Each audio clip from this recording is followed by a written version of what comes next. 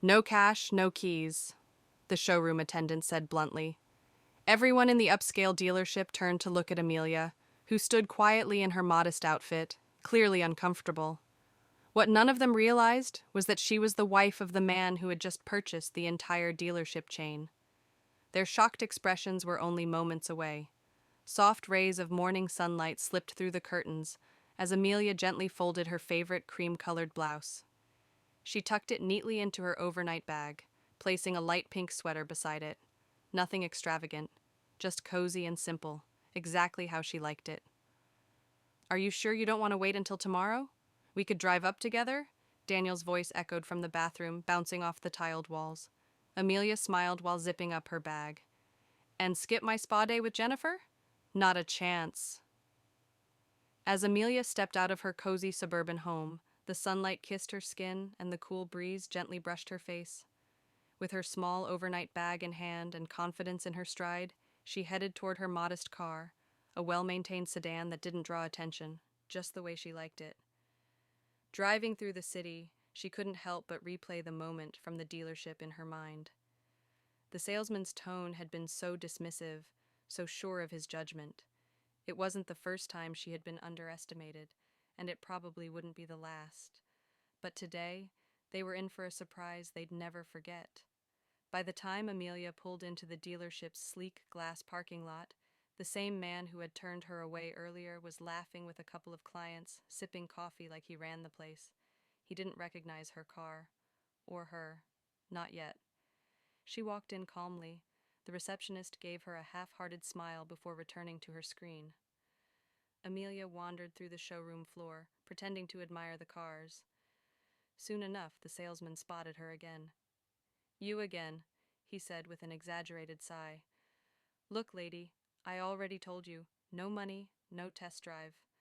This place is for serious buyers." Amelia raised an eyebrow but didn't argue. She simply took out her phone and sent a short text.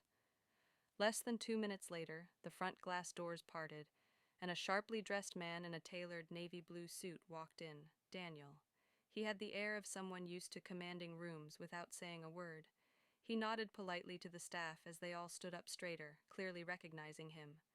The salesman, suddenly alert, stepped forward. "Mr. Richardson, sir, good to see you again. We weren't expecting you so soon," he said, trying to sound composed. Daniel didn't return the smile. Instead, he walked straight over to Amelia and gently took her hand.